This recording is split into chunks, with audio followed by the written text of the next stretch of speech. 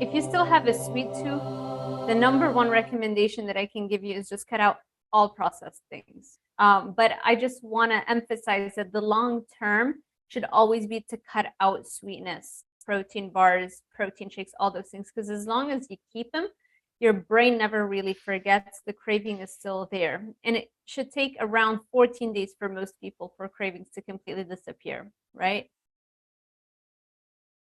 I recommend gradually cutting down on all of the sweetness in your diet. So if you're consuming a ton of sweet stuff or multiple times a day, cut the amount per half, or cut the a number of times that you have them. If you have 2 sweet things per day, cut them by half, and do that for 2 days each. And then eventually you'll reach a point where, let's say you were having 3 protein bars a day, then cut it to 2, then cut it to 1, and then eventually it's so much easier. Then you'll forget to even have that 1 protein bar. And then once you have 1 day under your belt, it's like fantastic, then day 2, day 3, and then you'll get to those 14 days and it just becomes so much easier.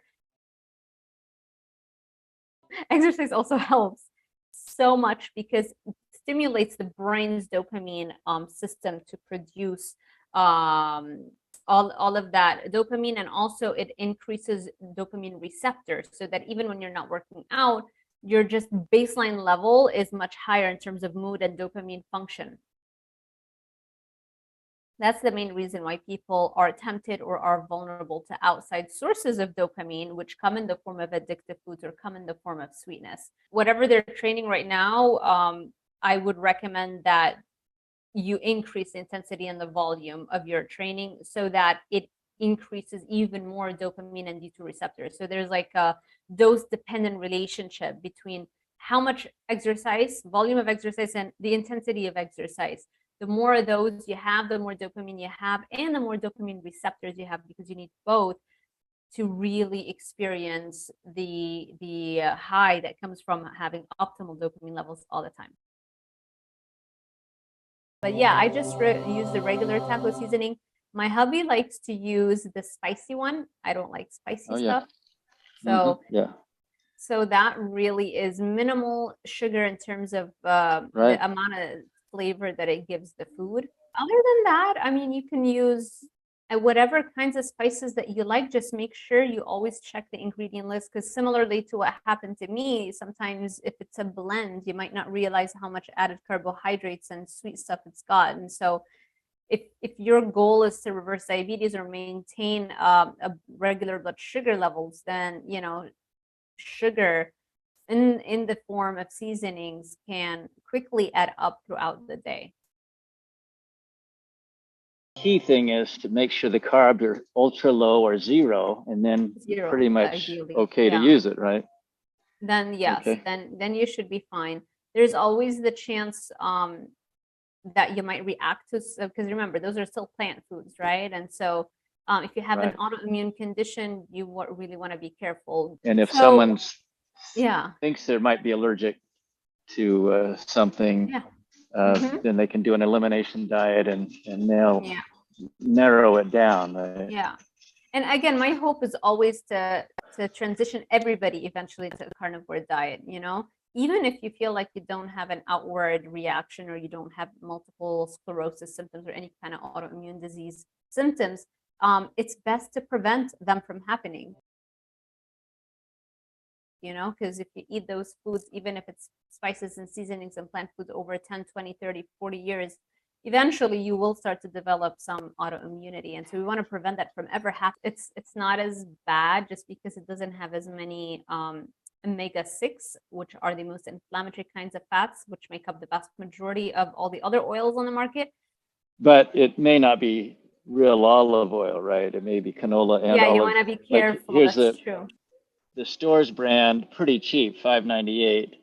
Right. And here you have, looks like an Italian brand, super premium selection. Well, we don't know, right? We don't know if it's really extra virgin olive oil.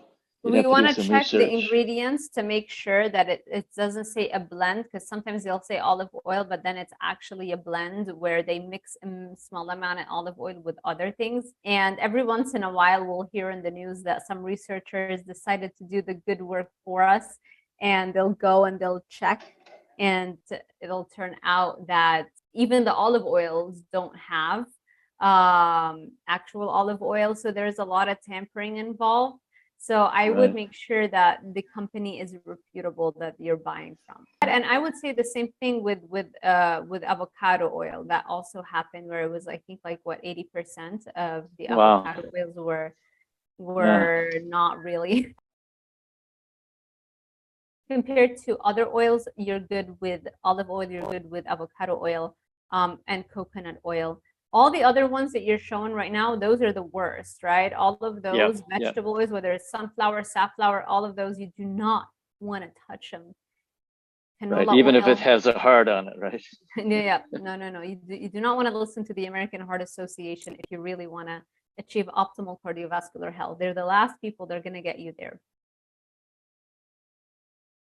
The American Heart Association was literally placed on the map after Procter & Gamble gave them a grant of $1.7 million in the early 1900s in order to promote the cottonseed oil waste product that came from the cottonseed production, because they just wanted to increase their market share, and they figured, why not use this waste product and actually convince people that it's healthier than the fats they're already using, which were real whole fats like lard and tallow from animal foods.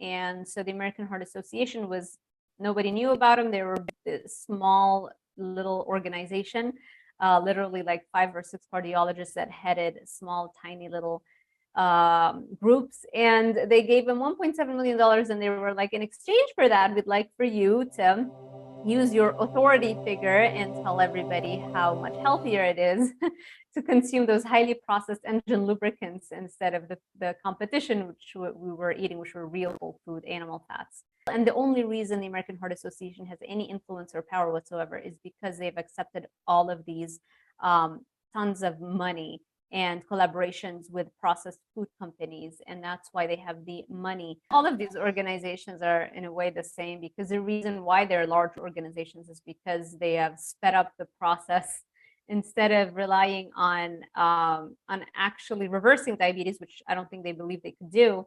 It's all of those collaborations with the food companies, unfortunately. I mean, they're still recommending that dietitians give 45 to 65% of one's calories and carbohydrates to diabetic patients. It's like, we'll give you the carbs and then we'll give you the drug so that your body can handle the carbs that we're giving you. Anything that has more protein in it is going to suppress your appetite for the longest period of time. As much as I think keto is fantastic, when you're including those kinds of the keto fat bombs, the amount of calories that is condensed in a small volume of food and the sheer lack of protein in them makes me not recommend them at all to any of my weight loss clients. For that reason, I prefer Quest. Quest is both very low carb and at the same time it's high protein. And so that would be the ideal macro distribution that I recommend. It's whey protein, so it's based on, so that I've noticed does not give me any soreness, because I train so hard. If I include any kind of plant foods, I start feeling the soreness from my workouts. And so, this one, no. Anything that's plant-based, you want to completely eliminate. It won't have the amino acid complex you need, right? Exactly. Not in the good ratios to one another, and most definitely not very well absorbed as compared to animal-based proteins. So that's why I like the Premier protein, is because it is mainly animal-based. It's not the healthiest thing. Those things have emulsifiers in them that can mess with your gut integrity. So never look at those things as great long-term options. You don't want to rely on those long-term, but if we're doing a transitional period, then yes, that would be fantastic. I've just started taking this, which is based on egg instead of whey. Macros are perfect. The macros are great. Yeah, I love it. 24 grams of protein, almost just 3 grams of carb. Let's see. Egg protein. Okay. And then cocoa, natural, non-GMO. what non-GMO sunflower, yeah, okay, that's pretty clean compared to the stuff on the market. That's the go. I like that. As long as you don't have an egg sensitivity, then it's good. I've been taking this for a couple of years, Bub's Naturals I love collagen. I think so. Bulletproof, is that a pretty good brand? Yes, I love all bulletproof products are all generally a good product. It's definitely one of the better things that you can put in your body. What I wouldn't do is the plant-based ones, the no cow, I believe they're plant-based. I would stay away from plant-based stuff.